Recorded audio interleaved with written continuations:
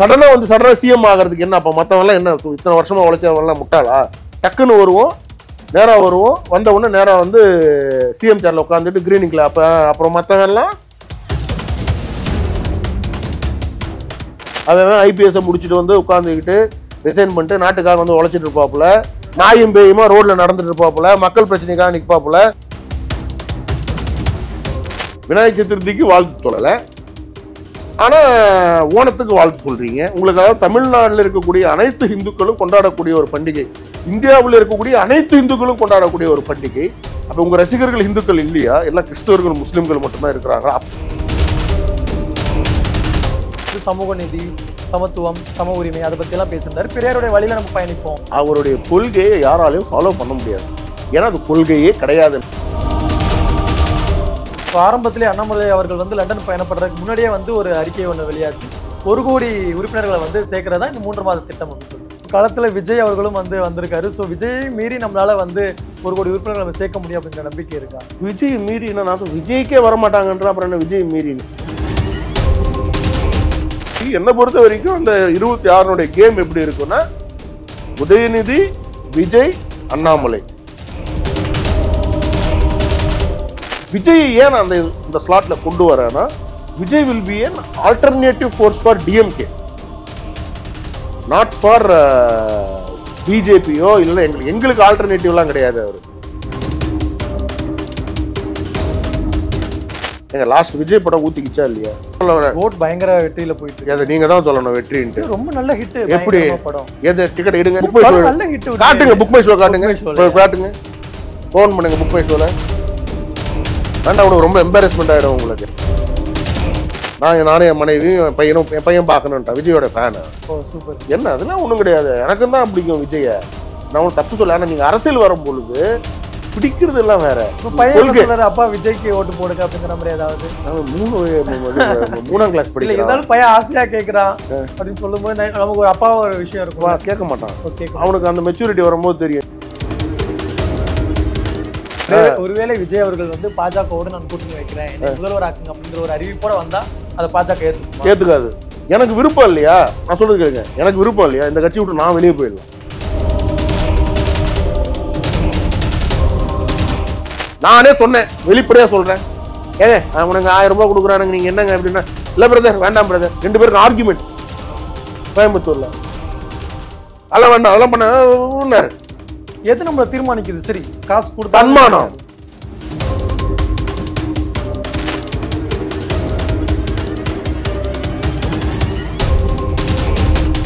வெடருடைய எல்லாருக்கும் வணக்கம். இன்றைய நம்முடைய நேர்காணல்ல பாஜகவின் அமர் பிரசாத் ரெட்டி அவர்கள் பங்கெடுத்திருக்காங்க. வணக்கம். வணக்கம். வணக்கம். ஆக்சுவலா இப்போ தமிழ்நாட்டுல வந்து ரொம்ப ஒரு பரபரப்பான ஒரு சூழல் நிலவிக்கிட்டு இருக்கு. என்னன்னா, விஜய் அவர்கள் வந்து அரசியல் களத்துல தீவிரமா இயங்க ஆரம்பிச்சிட்டாங்க. இன்னொரு பக்கம் உதயநிதி அவர்கள் வந்து துணை முதல்வராக கொண்டு வரலாம் அப்படிங்கிற ஒரு பேச்சு, மேபி இன்னைக்கு அந்த அறிவிப்பு வந்துடும் அப்படின்னு நினைச்சிட்டு இருக்கோம். ஸோ இந்த சூழல்ல வந்து நம்முடைய தலைவர் அண்ணாமலை அவர்கள் வந்து லண்டன்ல இருக்காங்க. இந்த சூழல் எல்லாமே வந்து அவர் வாட்ச் பண்ணிட்டு இருக்காரா? இன்னொரு பக்கம் என்னன்னா, அண்ணாமலை திரும்பி வருவாரா அப்படிங்கிற கேள்வியே வந்து இங்க பரவலா முன்வைக்கப்பட்டு இருக்கு. அதை பத்தி நீங்க என்ன நினைக்கிறீங்க? சார், முதல்ல வந்து நீங்க சொல்றது வந்து உதயநிதிக்கு வந்து இன்னைக்கு வந்து டெப்யூட்டி சீஃப் மினிஸ்டர் கொடுப்பாங்க அப்படின்ட்டு. அது ஐ திங்க் ஆல்மோஸ்ட் அதை கொடுக்குறோன்றதை வந்து அவங்க 6 மாசம் முன்னாடியே முடிவு பண்ணிட்டாங்கன்னு நினைக்கிறேன் இல்லையா? அதை வந்து அன்பில் மகேஷ்ல இருந்து எல்லாருமே வந்து கொடுக்கணும். டாக்கெல்லாம் கிடையாது, டாக் கிரியேட் பண்ணாங்க. திமுகவை பொறுத்த வரைக்கும் ஒரு டாக்கு கிரியேட் பண்ணி மக்களிடையே அதை வந்து லைட்டாக வந்து அது அக்செப்டன்ஸை உருவாக்குற மாதிரி ஒன்று பண்ணிட்டு அப்புறமா அதை அவங்க பண்ணுறது அவங்களுடைய செயல். நான் என்ன சொல்கிறேன்னா, டெப்யூட்டி சீஃப் மினிஸ்டர் நீங்கள் கொடுக்கறதுனால வந்து அவருடைய செயல்பாடு மாறிட போதா? இல்லைன்னா அவர் வந்து இந்த படம் இந்த ரேஸு பாருங்களேன், அதை வந்து இந்த ஹைஃபை கிட்டுக்கு இருக்க ஒரு பெரிய பிரச்சனை இதுதான். நீங்கள் வந்து கஷ்டப்பட்டு ஒரு ஒரு சாதாரண குடும்பத்திலேருந்து எங்களை மாதிரி நீங்களாம் வந்திருந்தீங்கன்னா உங்களுக்கு இந்த ஹைஃபையாக தோணாத விஷயங்கள் எப்போவுமே வந்து நீங்கள் வந்து டீப்பாக திங்க் பண்ணி ஒரு விஷயம் செய்தால் அதில் ஒரு கோடி ரூபாய் செலவு பண்ணி ஒரு அரசாங்கம் ஒன்று பண்ணுதுன்னா அதில் ஒருத்தர் பயன்படுறதுக்கும் 10,000 பேர் பயன்படுறதுக்கும் எவ்வளோ டிஃப்ரென்ஸ் இருக்குது. இப்போ நம்ம அப்படி தான் யோசிப்போம். ஓகே, 1 கோடி ரூபாய் நம்ம அரசாங்கத்துலேருந்து ஒன்று பண்ணுறோன்னா அதை வந்து ஒரு நிறைய பேருக்கு அது பிரயோஜனமாக இருக்கணும் அப்படின்னு. பட் ரேஸ் எல்லாம் நடத்துறதுனால என்ன பிரயோஜனம்? இப்போ அதே காசுக்கு நீங்கள் அந்த 40 கோடி என்னமோ செலவு பண்ணாங்கன்னு சொல்லி சொல்கிறாங்க நியூஸில். அந்த 40 கோடிக்கு நீங்கள் வந்து 4 ஸ்டேடியம் கட்டி இருந்திருக்கலாம். ஆனால் இன்னைக்கு இருக்கக்கூடிய அது ஒன்று. அப்புறம் 2வது வந்து பார்த்தீங்கன்னா, நடிகர் விஜய் வந்து வராரு அப்படின்னும் போது அவர் இன்னுமே நடிகர் விஜயா இருக்கிறாருன்றது தான் எல்லாரும் சொல்றாங்க. நான் இன்னும் அப்படி சொல்லலை, பட் ஆனால் சொல்றேன். அவர் நடிகர் வந்து அவர் வந்து அரசியலுமே வந்து ஒரு படம் நினைச்சுக்கிறார் போல தெரியுது. நான் ஒரு விஷயத்த வந்து தெளிவா இருக்கேன்.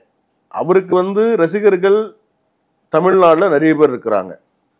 தமிழ்நாடு தாண்டி பேன் இண்டியா ரசிகர்கள் எல்லாம் வந்து விஜய்க்கு இல்லை. அது ஊருக்கே தெரியும். அவருடைய எந்த படமும் பேன் இண்டியால ஹிட் ஆகலை. அப்படி இருந்தாலும் எங்களுக்கு ஒரு பிரச்சனை கிடையாது. அவர் ரசிகர்கள் வந்து நார்மலாகவே நீங்கள் நான் எல்லாருமே கூட விஜயோடைய படத்துக்கு டிக்கெட்டுக்கு காசு கொடுத்து போய் பார்ப்போம். ஏன் டிக்கெட்டுக்கு காசு கொடுத்து போய் பார்க்குறோன்றதுனால நீங்கள் எங்களுடைய தலைவர் கிடையாது. எங்களுக்கு ஸ்ட்ரெஸ், எங்களுக்கு ஏதோ ஒரு டென்ஷன் இருக்கும். அந்த டென்ஷனுக்கு உங்கள் படம் வருது, போய் காசு கொடுத்து போய் பார்த்துட்டு ரிலீஃப் ஆகிட்டு வருவோம். அதில் விஜய் மட்டும் பார்க்குறது இல்லை. விஜய் நடிச்சிருப்பார். விஜயில் இவங்க யோகி பாபு காமெடி இருக்கும், மற்ற ஆக்டர்ஸ் இருக்கும், எல்லாரும் சேர்ந்து தான் ஒரு படம். கரெக்டுங்களா? அந்த படமே உங்களுக்கு பல படம் ஃபெயிலியர் ஆகுது, சக்ஸஸ் ஆகுது, ஹிட் ஆகுது, ஒன்றும் இல்லாமல் போகுது படம். அதாவது வந்து காசை போட்டு ஒரு விஷயம் பண்ணக்கூடிய ஒரு படத்தையே வந்து ஃபெயிலியர் ஆகுது. ஆனால் அரசியல் அப்படி கிடையாது. அரசியல் என்பது வந்து உங்களுக்கு நீங்கள் வந்து கம்ப்ளீட் டெடிகேஷன். நீங்கள் எதுவுமே எதிர்பார்க்க முடியாது. நீங்கள் செய்த இத்தனை வருஷம் நீங்கள் செய்த ஏதோ ஒரு விஷயத்துக்கு உங்களுக்கு பணம் வந்துக்கிட்டே இருந்தது. ஏதோ ஒன்று செஞ்சுக்கிட்டே இருப்பீங்க. படம் நடிப்பீங்க, இல்லை ஆடு கொடுப்பீங்க, ஏதோ ஒன்று பண்ணுவீங்க, இல்லை ஏதாவது ஒரு ப்ரொமோட் பண்ணுவீங்க. எது பண்ணாலும், எந்த தொழில் பண்ணாலும் உங்களுக்கு அதில் ஒரு காசு வந்துக்கிட்டே இருக்கும். நீங்கள் வந்து அதை ஏர்ன் பண்ணிக்கிட்டே இருந்தீங்க. பட் ஆனால் இங்கே உங்கள் கையிலேருந்து காசு போயிட்டே இருக்குமே தவிர, வரது என்பது வந்து நீங்கள் ஆட்சிக்கு வந்து திமுக மாதிரி உட்காந்து நீங்கள் வந்து கொள்ளடிச்சா தவிர, காசு என்பது உங்கள் வாழ்க்கையில் அரசியலில் வராது. இப்போ பிஜேபிக்காரங்க அதுதானே. பிஜேபிக்காரங்க நீங்கள் பார்க்கல, எங்களுடைய குரோத்தை பாருங்கள். இப்போ நீங்கள் என்ன, நாங்கள் ஆளுங்கட்சியில் இருக்கிறோம், 10 வருஷம் ஆயிடுச்சு, இதே வீட்டில் தான் இருக்கேன். இது ஸ்கார்பியான் அந்த கார் தான் வச்சுருக்கேன். வந்து ஒரு 4 BMW பென்ஸ் வாங்கி போட்டிருக்கணும்ல. மத்திய அரசாங்கத்தில் காங்கிரஸ்காரன் தான் வாங்கி போட்டிருப்பான். அங்கே எங்களுக்கு அந்த வாய்ப்பே இருக்காது. அந்த வாய்ப்புக்கும் நம்ம தேடி போக மாட்டோம். நம்ம பிஸ்னஸ் என்ன, நம்மளோட லைஃப் ஸ்டைல் இது. இப்போ விஜய் பொறுத்த வரைக்கும் அவரோட ரசிகர்களே அவரோட தொண்டர்களாக மாறுவாங்களான்னா பெரிய டவுட். ஏன்னா நான் கூட ஒரு ரசிகராக இருக்கலாம் படம் வரைக்கும். இப்போ அவர் கட்சி ஆரம்பிச்சப்போ நான் ஒரு தொண்டராக மாறுவேனா அப்படின்னா கிடையாது. நான் பிஜேபிலே இருப்பேன். அவர் திமுகவில் இருக்கிறவங்க திமுகலே இருப்பாங்க, அதிமுகவில் இருக்கிறவங்க அதிமுக, எல்லா கட்சியில் இருக்கிற அங்கங்கே இருந்துருவாங்களே தவிர இவரை நோக்கி வர மாட்டாங்க. ஏன்னா உங்களுடைய கொள்கையை வந்து நீங்கள் ரொம்ப தெளிவாக வந்து ஆல்மோஸ்ட் சொல்லிட்டீங்கன்னு நினைக்கிறேன். இல்லை, ஒருவேளை வந்து அவர் மிக தெளிவாக அவருடைய கொள்கைகளெல்லாம் அதுக்கு அடுத்த கட்டமாக அறிவிச்சதுக்கு அப்புறம் இவன் மக்கள் மேல இன்னொரு ஈர்ப்பு வரலாம் இல்லையா? ஓகே, ஒரு புது தலைவர் ஒருத்தர் வந்திருக்காரு, நம்ம அங்கீகரிக்கலாம். இந்த சினிமா நடிகர்களுக்கு வந்து இருக்கக்கூடிய ஒரு மிகப்பெரிய பிரச்சனை, சினிமாலேருந்து வெளியில் வரணும். அரசியலுக்கு வரும்போது எம்ஜிஆர் மாதிரி, அம்மையார் ஜெயலலிதா அவர்கள் மாதிரி, கலைஞர் மாதிரி, விஜயகாந்த் மாதிரி, அங்கே ஆந்திராவில் எடுத்துக்கிட்டிங்கன்னா பவன் கல்யாண், அப்புறம் வந்து என்டி ராமாராவ், இவங்கெல்லாம் பார்த்தீங்கன்னா ஜாம்பவான்கள். ஒன்ஸ் அரசியல் வந்த அப்புறமா திருப்பி அதை பற்றிலாம் யோசிக்க மாட்டாங்க, அந்த சைடு போக மாட்டாங்க, அந்த ஹைப்பை பற்றி பார்க்க மாட்டாங்க. அரசியல் அதுதான். அப்போ இவங்களுக்கு என்ன பிரச்சனைனா, இதுவே வந்து பார்த்துங்க, லெட்டர் பேடில் கட்சி அனௌன்ஸ் பண்ணி நிற்க பார்த்துருக்கீங்களா சார்? நீங்கள் ஒரு ட்வீட்டில் அனௌன்ஸ் பண்ணிட்டாங்க கட்சியை. ஒரு ப்ரெஸ்ஸை கூப்பிடல, ஒரு ப்ராப்பர் அனௌன்ஸ்மெண்ட் கிடையாது. ஏன்னா அது கட்சின்றது வந்து பப்ளிக் சர்வீஸ், அது ஒரு படம் கிடையாது. இவங்க அதே நீங்கள் சொல்கிறேன் பாருங்கள், படத்தை எப்படி அனௌன்ஸ் பண்ணுவாங்க சொல்லுங்க? அவங்க ட்விட்டரில் ஒரு போஸ்டர் அனௌன்ஸ் பண்ணுவாங்க. அதே மாதிரி கட்சி அனௌன்ஸ் பண்ணார். டீசர் அனௌன்ஸ் பண்ணுவாங்களா மூவிக்கு? அது எங்கே பண்ணுவாங்க? ஒரு பேர் லான்ச் பண்ணுவாங்க, ஃபிளாக் லான்ச் பண்ணிட்டாங்களா? சொல்லவே மாட்டாங்க கடைசி வரைக்கும் என்னன்ட்டு. நான் சொல்றது கேளுங்க, அது தப்புங்க. என்ன இப்ப இருக்கிற ஜெனரேஷன் ஸ்மார்ட்டா இருக்கிறாங்க. இப்ப இருக்கிற ஜெனரேஷன் ஒன்றும் முட்டாள் கிடையாது. முன்னாடி ஜெனரேஷனாவது பால் ஊத்துனாங்க நடிகர்களுக்கு எல்லாம், இந்த அர்ச்சனை தீபாராதெல்லாம் பண்ணுவோம். இப்ப இருக்கிற விவரம் பண்றான் அந்த வேலையை. உனக்கு காசு கொடுக்குறோம், நம்ம பார்க்குறோம், வந்துட்டு முடிஞ்சு போச்சு, அவ்வளோதான். இந்த ரசிகர் மன்றமேன்றது தேவையில்லாத ஒன்று. அவர் நம்ம இவர் சொல்ற அரவிந்த் சுவாமி நடிகர் சொல்றாரு பாருங்க, என்ன இது வந்து தேவையில்லாத. உலகத்தில் இருக்கும் மிகப்பெரிய, நம்ம ஜாக்கி சானுக்கு இல்லை ரசிகர் மன்றம், மிகப்பெரிய நடிகர் வில் ஸ்மித், இவங்களுக்கெல்லாம் இல்லை. Pan world. நம்ம இங்கே 100 கோடி 200 கோடி, அவன் 10,000 கோடி பண்ணுறான் ஒரு படம், அவனுக்கே இல்லை ரசிகர் மன்றம், நமக்கு எதுக்குன்றது தான் அவர் பேசுறாரு. இப்போ அஜித் அது தானே, அஜித்துக்கு இல்லை ரசிகர் மன்றம். ஓகே, உங்களுக்கு வச்சிருக்கிறீங்க, அது வேற. பட் அந்த ரசிகர் மன்றம் நல்லது செய்து ஓகே ஒத்துக்கிறேன். பட் ஆனால் அதை வந்து உங்களுக்கு தொண்டர்களாக மாறுவாங்களான்னா 20% பேர் தான் மாறுவாங்க அப்படின்றது எல்லாரும் சொல்லக்கூடிய ஒரு கருத்து. எல்லா பொலிட்டிக்கல் அனலிஸ்ட், நாங்களே எல்லா பொலிட்டிக்கல் அனலிஸ்ட் கிட்ட கேட்டோம், எல்லாம் 20% மேலே மாறும். With 20% you cannot sell in given span of 1 இயரில் சேல் பண்ணவே முடியாது. Become a big disaster for him. ரெண்டாவது வந்து நீங்கள் எடுத்த கொள்கை என்ன? திமுகவினுடைய கொள்கையாக இருக்கு. விநாயகர் சதுர்த்திக்கு வாழ்த்து சொல்லலை, ஆனா ஓணத்துக்கு வாழ்த்து சொல்றீங்க. உங்களுக்கு அதாவது தமிழ்நாட்டில் இருக்கக்கூடிய அனைத்து இந்துக்களும் கொண்டாடக்கூடிய ஒரு பண்டிகை, இந்தியாவில் இருக்கக்கூடிய அனைத்து இந்துக்களும் கொண்டாடக்கூடிய ஒரு பண்டிகை. அப்ப உங்க ரசிகர்கள் இந்துக்கள் இல்லையா? எல்லாம் கிறிஸ்தவர்கள் முஸ்லிம்கள் மட்டும்தான் இருக்கிறாங்க. அப்படியே இருந்தாலும் கூட இந்துக்களுக்கு வேண்டாமா? உங்களுக்கு விநாயகர் சதுர்த்தி வேண்டாமா? நீங்க எந்த கோயில் உள்ள வேணாலும் போங்க ராஜா. தமிழ்நாட்டில் விநாயகர் இல்லாத ஒரு கோயில் இருக்கா உங்களுக்கு? விநாயகர் சதுர்த்தி கொண்டாடாத ஊர் இருக்கா? கிராமம் இருக்கா? வீடு இருக்கா? சொல்லுங்க. இது பக்கத்துல முன்னாடி இருக்கிறவங்க கிறிஸ்டியன்ஸ் இருக்காங்க, அவங்களே வந்து நம்ம வீட்டுல வந்து பிரசாதம் வாங்கிட்டு போவாங்கல்ல. இல்ல இதே கேள்விதான் அது வேண்டாம் உங்களுக்கு. ஆமா, அது வேண்டாம். ஆனா பெரியார் வேணும் உங்களுக்கு. அப்ப நான் என்ன நினைக்கிறேன், பெரியாருடைய கொள்கை தான் அப்படின்னா பெரியாருடைய கொள்கை அப்படி நீங்க ஃபாலோ பண்ணிட்டு நீங்களே உண்மையான அரசியல் வாரிசா இருந்துட்டு போங்க. ஏன்னா திமுகவை ஒரு பயங்கரமா விமர்சிச்சிருக்கிறாரு யாரு? பெரியார். உங்களை விமர்சிச்சுக்கல, ஏன்னா நீங்க வந்து அந்த நேரத்துல இது இருக்க மாட்டீங்க. ஸோ அதனால வந்து நீங்க அவருடைய கொள்கைகள் அப்படியே ஃபாலோ பண்ணி நான் தான் உண்மையான வாரிசுன்னு காட்டிக்கிங்க, ஒன்றும் பிரச்சனை கிடையாது. ஒருவேளை விஜய் அவர்கள் வந்து விநாயகர் சதுர்த்திக்கு வாழ்த்து தெரிவிச்சிருந்தாருன்னா இந்த மாதிரியான வார்த்தைகள் நம்ம கிட்ட இருந்து வந்திருக்குமா? வராது. ஏன் வரும்? தெரிவிச்சிருந்தீங்கன்னா வரதுக்கு வாய்ப்பு இல்லையே. உங்க கொள்கை என்னன்னு, அனைவருக்கான அரசியல் அப்படின்னு தான் நம்ம கொண்டு போயிருப்போம். கரெக்டு தானே? கண்டிப்பாக. நீங்க அதை பண்ணலன்னும் போது நீங்க கிளியரா காட்டிக்கிறீங்க. ஏங்க உங்களுடைய லெட்டரேட்ல பொட்டு வச்சிருக்கிறீங்க, அன்னைக்கு பொட்டு இல்லை, ரங்கராஜ் பாண்டே அவர்கள் கேட்கறாங்க. கேள்வி எல்லாரும் கேட்பாங்க. சார் நீங்க இந்த நான் சொல்றேன், படம் மாதிரி அரசியல் நடத்த முடியாது, படம் மாதிரி கட்சி ரன் பண்ண முடியாது. படத்துல அனௌன்ஸ்மெண்ட்டுக்கு ஒரு போஸ்டர் ரெடி பண்ணி ட்விட்டர்ல போடுவீங்க, சோஷியல் மீடியா. அதே மாதிரி தான் கட்சிக்கும் பண்ணீங்க. அப்புறம் டீசர் பண்ணுவீங்க, படத்துக்கு கொடியை ரிலீஸ் பண்ணீங்க. என்னையா கொடி எது, என்னையா கலர் எது, என்ன அப்படின்னா வந்து மாநாடு. படத்தை பத்தி ஏதாவது கேளுங்களேன், தியேட்டர்ல பாருங்க, சஸ்பென்ஸ் வச்சிருக்கோம்னு சொல்லுவாங்க. அதே தான் இங்க. சரி, இந்த நடிகர்களுக்கு இருக்கக்கூடிய பிரச்சனையே இதுதான். இந்த பிரச்சனையில் இப்படியெல்லாம் நீங்க வந்து தள்ளி போட்டுட்டே இருந்தீங்கன்னா யாரும் அதை விரும்ப மாட்டாங்க. பாலிடிக்ஸ் பொறுத்த வரைக்கும் தென் அண்ட் தேர். நீங்க வந்து இப்போ மீடியால இருக்கீங்க தம்பி, இன்னைக்கு இஷ்யூ நீங்க பேசாம 6 மாசம் கழிச்சு நான் பேசுறேன்னு சொன்னா நீங்க மதிக்க மாட்டீங்க. ஒரு கருத்து சொல்லி இருக்கிறாரா? எத்தனை இஷ்யூ நடந்திருக்கு, என்ன கருத்து சொல்றாரு சொல்லுங்க. இப்ப பெரியார் அவர்களுடைய பிறந்தநாளுக்காக அந்த ஒரு கருத்து விட்டிருந்தாரு, அறிக்கை விட்டிருந்தாரு. அதுல வந்து சமூக நீதி, சமத்துவம், சம உரிமை, அதை பத்தி எல்லாம் பேசியிருந்தாரு. பெரியாருடைய வழியில நம்ம பயணிப்போம். Very good.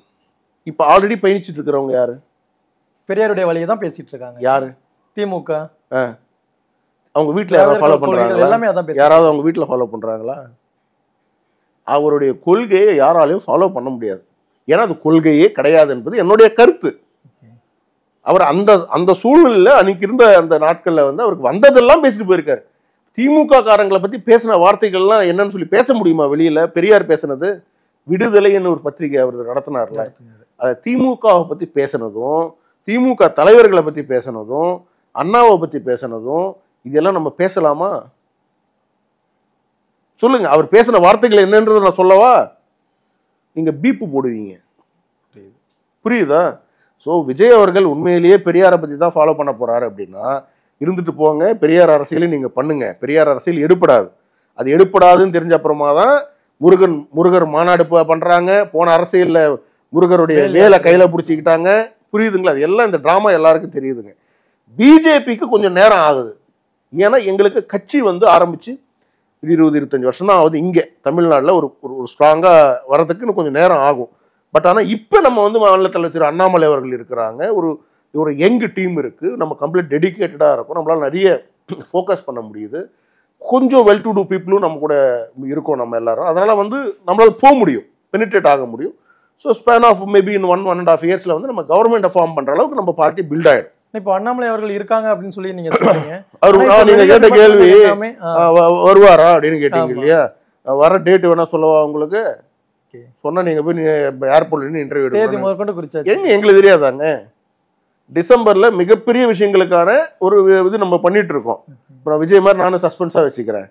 ஏன்னா அது மாதிரி பெரிய விஷயங்கள் பண்ணிட்டு இருக்கோம். அவர் வந்த உடனே மிகப்பெரிய விஷயங்கள் நடக்கும். அதுக்கு சம்மந்தப்பட்ட டெல்லியிலையும் போய் பேசியிருக்கிறோம். பல விஷயங்கள் நடந்துட்டு இருக்கு. அது உங்களுடைய பார்வைக்கு அது வராதே தவிர நாங்க நேத்து கூட பேசியிருக்கிறோம். இல்லை, இப்போ அவர் வந்தாலும் நீங்க தேதி முதற்கொண்டு குறிச்சாச்சுன்னு சொல்றீங்க. ஒருவேளை அவர் வந்தாலும் திரும்ப தலைவர் பதவியில நீடிக்க மாட்டாரு அப்படிங்கறதான பலருடைய கருத்தா இருக்குங்க. அப்படி ஒரு கருத்தா இருந்தா இன்னைக்கே மாத்தி போட்டு இருந்திருக்கலாமே. என்ன தடுத்துச்சு இப்போ உங்களை? அவர் வேண்டான்னு முடிவு பண்ணிட்டாங்க மேலிடம் அப்படின்னா உங்களுக்கு எதுக்கு நீங்க வந்து இன்னொரு டீமை போட்டு அதுக்கு ஒருங்கிணைப்பாளர் ஒருத்தரை போடணும்? தேவையில்லையே. நேரம் இன்னொரு பிரசிடென்ட் அனௌன்ஸ் பண்ணிட்டு போயிடலாமே நீங்க. That is the case. என்னோட லாஜிக் கரெக்டா? புரியுது. நீங்க இன்னொருத்தர் அனௌன்ஸ் பண்ணிட்டு போயிடலாமே. அப்படி கிடையாது ராஜா. ஏன்னா வந்து அவருடைய கான்ட்ரிபியூஷன் எல்லாருக்குமே தெரியும். எனக்கு தமிழகத்துல பிஜேபி வந்து பேச்சு பொருளா இல்லாத ஒரு சூழ்நிலை இருந்தது எல்லாருக்கும் தெரியும். எந்த மீடியாக்காரங்க வந்து நீங்க வந்து பிஜேபியில இருக்கக்கூடிய ஆட்கள் இன்டர்வியூ எடுத்தீங்க 4 வருஷம் முன்னாடி, அவர் வரதுக்கு முன்னாடி சொல்லுங்க. பிரஸ் மீட் எடுப்பீங்க, அதுல வந்து கான்ட்ரவர்சி வரும். அதை இன்னைக்கு டிஆர்பி ரேட்டிங் வந்து இன்க்ரீஸ் ஆயிருக்கு. பிஜேபி காரனா சொல்றேன், பிஜேபி கார்ல நான் போறேன்னா எனக்கு ஒரு மதிப்பு, ஒரு மரியாதை எனக்கு கொடுக்குறேன். எல்லாரும் போலீஸ்ல இருந்து பப்ளிக்ல இருந்து எல்லாருமே இன்னைக்கு ஒரு எங்களை வந்து ஒரு செலிபிரிட்டி ஸ்டேட்டஸ் வச்சிருக்கிறாங்க. அதுக்கு காரணம், முக்கிய காரணம் அண்ணாமலை இல்லைன்னு நீங்க சொல்ல முடியுமா? சொல்லுங்க. அவருக்குடைய உழைப்புங்க. ஒருத்தர், ஒரு மனுஷன் ஒரு பிளான் பண்றாரு. என்கிட்ட வந்து நான் இன்னைக்கு சொல்றேன், உங்களுடைய சேனல் எக்ஸ்க்ளூசிவா சொல்றேன், இந்த மாதிரி வந்து பாத யாத்திரைன்னு சொல்லி ஒரு டாக் வருது. ஆக்சுவலா வந்து 4-5 பேர் உட்காந்து டிசைட் பண்றோம், எண்மண் மக்கள் இப்போ பண்ணலாம் போது எல்லாரும் சொல்றாங்க, எல்லாரும் என்ன சொல்றாங்க, நான் அமைதியா இருக்கேன். 4-5 பேர்னா யாரும் இந்த கட்சி சம்பந்தப்பட்டவங்களே கிடையாது, இப்பயே சொல்லிடுறேன். அப்புறம் அதுல யாராவது ஒருத்தர் சொந்தம் கொண்டாடுவாங்க. கட்சியில சம்பந்தப்பட்டவங்களே அந்த இதுல யாரும் கிடையாது, நான் மட்டும்தான் இருக்கேன். அப்புறம் இன்னும் 2-3 பேர் இருக்கிறாங்க, அவருடைய நெருங்கிய நண்பர்கள், எல்லாம் ஐஏஎஸ் ஐபிஎஸ் அந்த மாதிரி ஃப்ரெண்ட்ஸ் இருக்கிறாங்க. யாத்திரை பண்ணலாம் அப்படின்னு முடிவு பண்ணும்போது அப்போ எல்லாம் என்ன சொல்றாங்க, யாத்திரைக்கு ஷார்ட்டா எப்படி பண்ணி முடிக்கிறது தான் பேசுறாங்க. எல்லாருமே பேசுறது என்னன்னா, இப்படி பண்ணிடலாமா, அப்படி பண்ணிடலாமா, இது வந்து 39 கான்ஸ்டிடன்சி 39 நேரத்துல முடிச்சுட்டு நீங்க வந்துருங்க, கொஞ்சம் கொஞ்சமா பண்ணிட்டு வந்துருங்க அப்படின்றாங்க. அப்ப அவருடைய மனசை முழுமையா புரிஞ்சுக்கிட்டவன் நான். அப்ப அவர் சொல்றாரு, ஒரே ஒரு வார்த்தை சொல்றாரு, நீங்க என்ன சொல்றீங்க அப்படின்னாரு. நான் சொன்னேன், நம்ம பண்ணா ப்ராப்பரா 1 இயர் ஒரு யாத்திரை பண்ணணும், இல்ல பண்ணக்கூடாது. ஏன்னா நீங்க பண்ணக்கூடிய யாத்திரை வந்து அடுத்து யாராலையும் பண்ண முடியாத ஒரு யாத்திரையா இருக்கணுமே தவிர, ஏன்னா வரலாற்றில் நம்ம இளைஞர்கள் போது நம்ம வந்து அடுத்தது வந்து ஜென்ரேஷன் வந்து நம்மளை பார்த்து, ஓ இந்த பசங்க ஏதோ பண்ணியிருக்காங்கப்பா பெரிய அளவில் அப்படின்னு யோசிக்கணும் இல்லையா? நீங்க யோசிக்கிறீங்களா, அண்ணா பார்த்தீங்களா இப்படி பண்ணியிருக்கிறார், எம்ஜிஆர் யோசிக்கிறீங்களா? ஏன்? முழுமையான டெடிக்கேஷன். அப்போ அந்த முழுமையான டெடிக்கேஷன்ன்றது வந்து உங்களுக்கு 300 நாள் ஆகும். பிரேக் வரும், மழை வரும், எல்லாம் சேர்ந்து உங்களுக்கு 300 நாள் ஆகும். ஸோ 110 நாள் வந்து நீங்கள் நடக்கணும். எல்லாம் ஸ்கெட்சு போட்ட அப்புறமா அவருக்கு எத்தனை பிரச்சனைகள் வந்தது. தொடக்கத்துல இருந்து எல்லாம் உங்களுக்கு கிட்டத்தட்ட ஒரு 140 கான்ஸ்டிடன்சில ராஜா கரண்டே இல்லை. நீங்க ஆரம்பிச்சா கரண்ட் ஆஃப் ஆயிடும். கரண்ட் இல்லாம ஒரு யாத்திரை ரன் பண்றது எவ்வளவு கஷ்டம் தெரியுமா?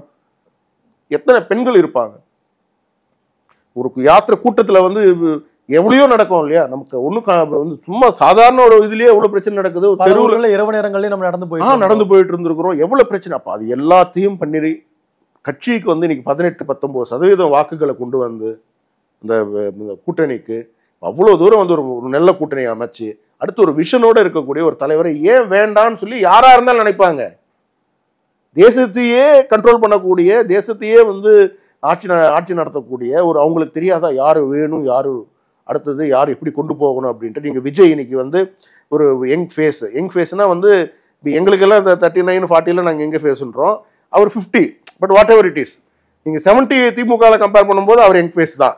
ஸோ உதயநிதி ஒரு யங் ஃபேஸ் தான். அப்போ அந்த யங் ஃபேஸுக்கு நீங்க வந்து இன்னொரு யங் ஃபேஸ் தானே உங்களுக்கு காம்படிட்டரா வர முடியும், லாஜிக்கா?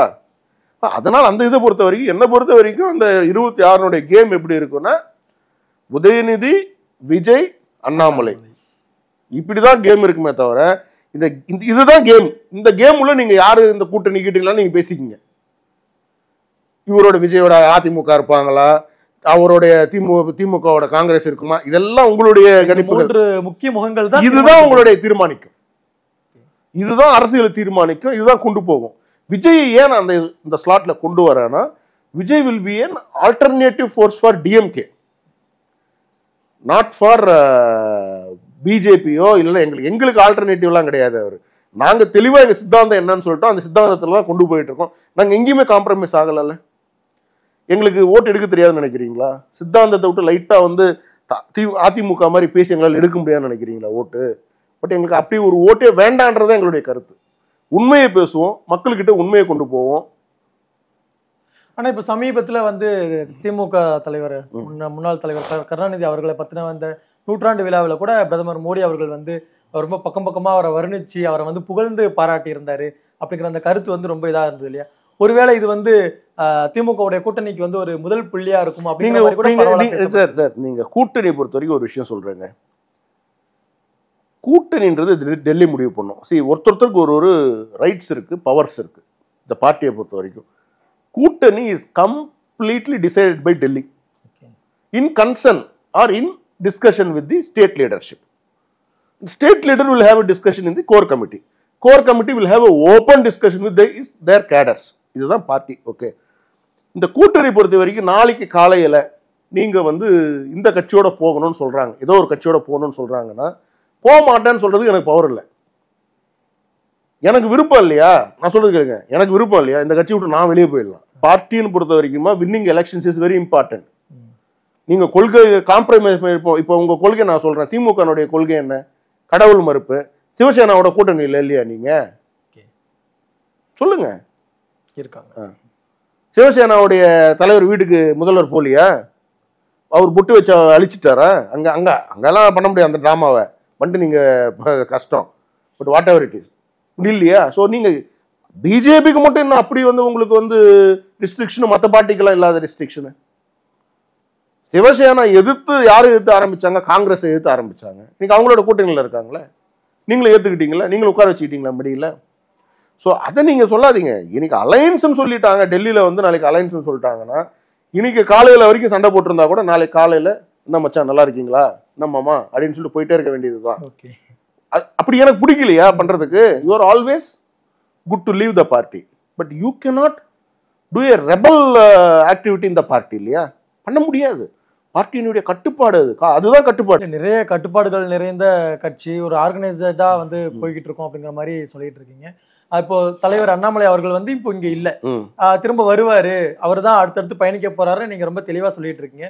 ஆனாலும் வந்து இப்ப இருக்கக்கூடிய ஒருங்கிணைப்பாளர் திரு ஹெச் ராஜா அவர்கள் வந்து மூத்த தலைவர் ஆளுநர் அவர்களை சந்திக்கிறாரு, அமித்ஷா அவர்களை போய் சந்திக்கிறாரு, மிக பெரிய பெரிய முடிவுகளை வந்து அவரே எடுத்துக்கிறாரு அப்படிங்கிற மாதிரி ஒரு இது இருக்கா? ஆளுநர் அவர்களை சந்திக்கிறதுன்றது வந்து நீங்க எனக்கு ஒன்றும் புரியலங்க. அவர் ஒரு கோஆர்டினேட்டரா அவர் வந்து அனௌன்ஸ் பண்ண அப்புறமா அவர் ஆளுநரை சந்திக்காம வேற என்ன பண்ண முடியும் சொல்லுங்க? கட்சி ரீதியாக சில விஷயங்களை நம்ம பெனிட்ரேட் பண்ணணும்னா முன்னாடி ஒரு இன்ட்ரடக்ஷன் ஆகி என்ன வந்து இது பண்ணியிருக்காங்க. ஃபார்மல் மீட்டிங் தானே. ஒரு ஃபார்மல் மீட்டிங்கை வந்து நீங்கள் அதை நெகட்டிவ் எடுத்துக்க முடியாது. மாநில தலைவர் இங்கே இருக்கும் பொழுதே பல சீனியர் லீடர்ஸை போய் வந்து கவர்னரை சந்திக்கிறாங்கல்ல. எங்கள் கட்சியை பொறுத்த வரைக்கும் ஒரு விஷயம் நீங்கள் புரிஞ்சுக்க, திருப்பி இதான் ப்ராப்ளம். திமுகவில் அவர் முதல்வர் ஸ்டாலின் அவர்கள் இல்லாம சொல்லாம நீங்க மத்திய யாரையும் போய் பார்க்க முடியாது. எங்க கட்சியில் அந்த கணக்கு கிடையாது. மாநில தலைவர் அவர்களை கன்சர்ன் இல்லாம கூட நிறைய பேர் டெல்லியில போய் எல்லாரையும் பார்ப்பாங்க, பேசுவாங்க.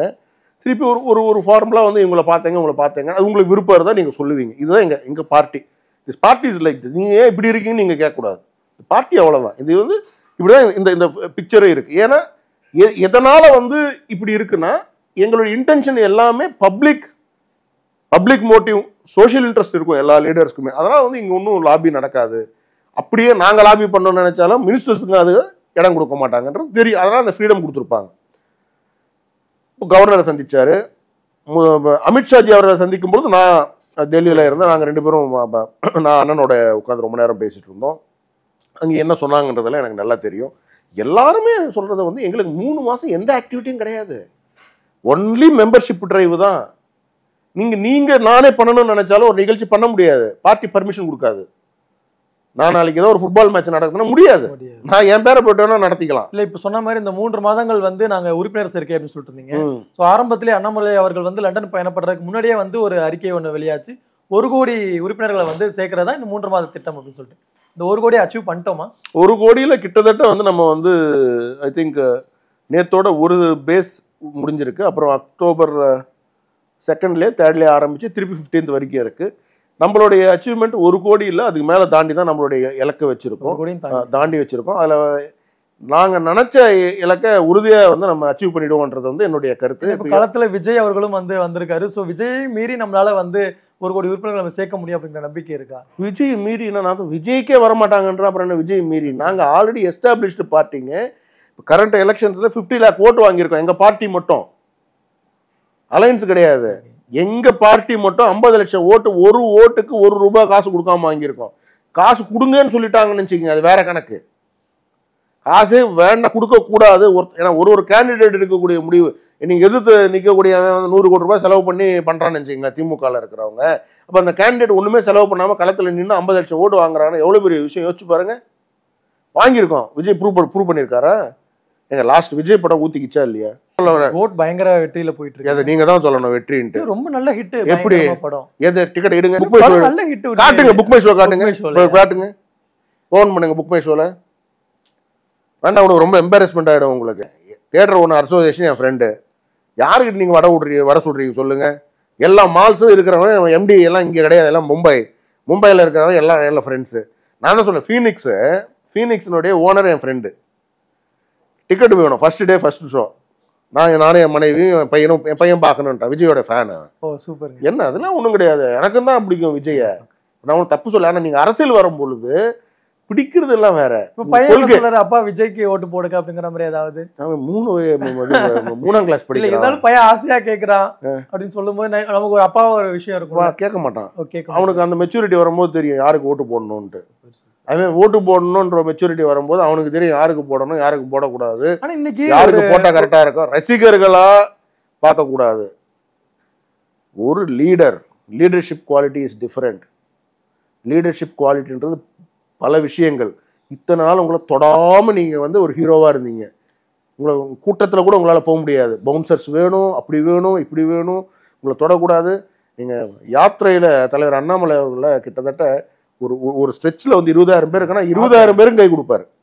20,000 பேர் கட்டி பிடிச்சி முத்தம் கொடுத்து எல்லாமே நம்ம கையெல்லாம் கீறிடும். மக்களுக்கு தெரியாது. நீங்கள் மக்கள் கூட்டத்தில் இருப்பான், கண்ட்ரோல் பண்ண முடியாது, கையை பிடிச்சி கீறி எடுத்துடுவான். அவனுக்கு நெகா இருக்கும்ல, கீரிட இன்ஃபெக்ஷன் வராது நினைக்கிறீங்களா? சொல்லுங்க. அப்போ உடனே வந்து நீங்கள் வந்து இந்த இதுக்கெல்லாம் போயிடக்கூடாது, அப்போ நீங்கள்லாம் வந்து தீண்டாமை, அதெல்லாம் கிடையாது. இன்ஃபெக்ஷன் ஹெல்த்துக்கு எவ்வளோ பெரிய விஷயம் வரும் தெரியுமா? அது லங் இன்ஃபெக்ஷன் அவருக்கு 15 நாள் உங்களுக்கு ஞாபகம் இருக்கா?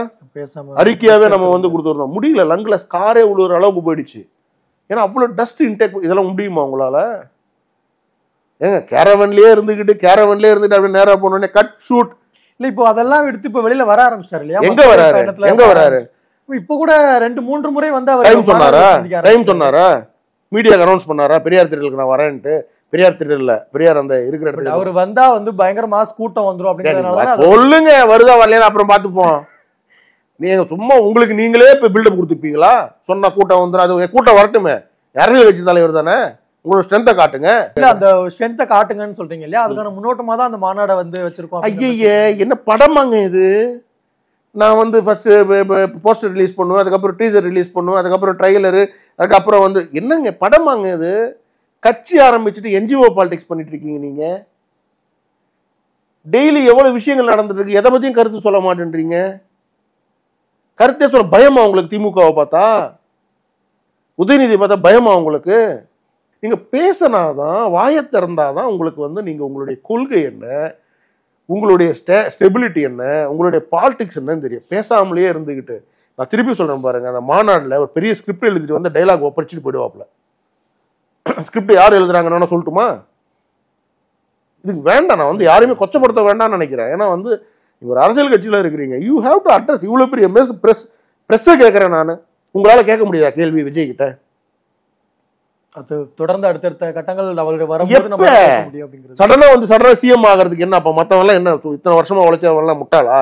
டக்குன்னு வருவோம், நேரா வருவோம், வந்த உடனே நேரா வந்து சிஎம் சேர்ல உட்காந்துட்டு கிரீனிங்ல அப்புறம் மத்தவங்க எல்லாம் அவன் ஐபிஎஸ் முடிச்சுட்டு வந்து உட்காந்துக்கிட்டு ரிசைன் பண்ணிட்டு நாட்டுக்காக வந்து உழைச்சிட்டு இருப்பாப்புல, நாயும் பேயுமா ரோட்ல நடந்துட்டு இருப்பாப்புல, மக்கள் பிரச்சனைக்காக நிற்பாப்புல, காவேரி பிரச்சனைக்காக போய் நிற்பாப்புல ரோட்ல. கேரளாவை பகச்சு பாப்புல, கர்நாடகாவை பகச்சு பாப்புல. கர்நாடகாவில் எங்க ஆட்சி இருக்கும்போது நாங்க ப்ரொடெஸ்ட் பண்ணோம் சார். சரி, ஒருவேளை அந்த ஆளெல்லாம் சும்மா இருக்கணும் உங்களுக்கு? இல்ல ஒருவேளை நீங்க நேரா வந்துட்டு கையெழுத்து போட்டு போயிடுவீங்களா? இல்ல ஒருவேளை நாங்க விட்டுடுவோம் அப்படியே. இல்ல ஒருவேளை விஜய் அவர்கள் வந்து பாஜகவோட நான் கூட்டணி வைக்கிறேன், என்னை முதல்வர் ஆக்குங்க அப்படிங்கிற ஒரு அறிவிப்போட வந்தா அதை பாஜக ஏத்துக்குமா? ஏத்துக்காது. கூட்டணி வாங்க, முதல்வர் யாருன்றது நாங்க டெல்லியில முடிவு பண்ணிப்பாங்க. முதல்வரா என்ன அறிவிக்கலன்னா நான் வரவே மாட்டேன் அப்படிங்கிற மாதிரி ஒரு கருத்து வச்சிருந்தேன். அப்படியே நீங்க டிமாண்டே பண்ண முடியாது. உங்களோட ஸ்ட்ரென்த்தை காட்டிட்டு தான் நீங்க யாரை வேணாலும் அலைன்ஸ்க்கு வரணும். அலைன்ஸ்ல யாரு எங்க பார்ட்டியை வச்சுக்கிட்டு நாங்க எதுக்கு இன்னொருத்தர் நாங்க முதல்வர் ஆயத்துக்கணும்? நாங்க எங்க பார்ட்டியில முதல்வர் கேண்டிடேட் இருக்கிறாங்கல்ல, அப்ப அவங்க நாங்களே என்ன பண்றது சொல்லுங்க? இவ்வளவு தூரம் வந்து கஷ்டப்பட்டு யாத்திரை அது இது போட்டு உடம்பை கெடுத்துக்கிட்டு எல்லாத்தையும் எடுத்துக்கிட்டு மனசை கெடுத்துக்கிட்டு 2 வாட்டி தோல்வி கொடுத்துருக்கிறீங்க. ஒரு மனுஷன் உங்களை நம்பி வந்திருக்கிறாரு, அந்த மனுஷனுக்கு 2 வாட்டி தோல்வி கொடுத்துருக்கிறீங்க. இது எவ்வளவு பெரிய வேதனையா இருக்கும். காசு கொடுத்துருந்தா ஜெயிச்சிருப்போம். நான் இன்னைக்கு சொல்றேன், கோயம்புத்தூர்ல நாங்க காசு கொடுத்துருந்தோம்னா ஜெயிச்சிருப்போம். நானே சொன்னேன், வெளிப்படையா சொல்றேன். அவனுங்க 1000 ரூபாய் கொடுக்குறானுங்க, நீங்க என்னங்க அப்படின்னா, இல்ல பிரதர் வேண்டாம் பிரதர். 2 பேருக்கு ஆர்குமெண்ட் கோயம்புத்தூர்ல. அதெல்லாம் வேண்டாம், அதெல்லாம் பண்ணாரு. எது நம்மள தீர்மானிக்குது? சரி, காசு கொடுத்தா தன்மானம், ஒழுக்கம், நாட்டு மேல இருக்கக்கூடிய பற்று, ஒரு தவறு நம்ம வாழ்க்கையில பிளாக் மார்க் அது மாறிடுமே வேண்டாம் அப்படின்றது. இப்பேற்பட்ட வெற்றி நமக்கு வேண்டாம்னு சொல்றாரு. அந்த 1 லட்சம் ஓட்டு தானே மிஸ் ஆகுது. 4 லட்சம் பேர் போட்டிருக்காங்களா ஓட்டு. அந்த 1 லட்சம் ஓட்டு, அந்த ஓட்டு அதுதான் தீர்மானிக்குது யாரு வெற்றின்றது. 1.5 லட்சம் ஓட்டு. அந்த 1.5 லட்சம் ஓட்டை மற்றவங்க காசு கொடுத்து வாங்குறாங்க. கரெக்டா நான் சொல்றது? நம்ம கிட்ட ஸ்ட்ரென்த் இருந்தாலும் நம்ம வாங்கல. ரீசன் என்ன? அது நமக்கு வேண்டாம். நம்ம கட்சியினுடைய கொள்கை அது கிடையாது, நம்மளுடைய சித்தாந்தம் அது கிடையாது. நம்ம ஒரு வாட்டி இந்த தவறு பண்ணிட்டோம்னா அடுத்த வரக்கூடிய சமுதாயத்துல பாருங்க, அண்ணாமலையும் இப்படிதானுங்க அப்படின்னு சொல்லுவாங்கன்ற ஒரு வார்த்தை. அதனால இழந்திருக்கிறது என்ன? இழந்திருக்கிறது நிறைய. வாழ்க்கையில இழக்கவே கூடாதுன்ற விஷயங்கள்லாம் இழந்திருக்கிறோம் இன்னைக்கு. கரெக்டா நான் சொல்றது? நீங்க கேட்கறவங்க எல்லாம் நீங்க 2 வாட்டி நீங்க தோத்துட்டீங்க, வர அத்தனை பேரும் கேட்குறீங்க.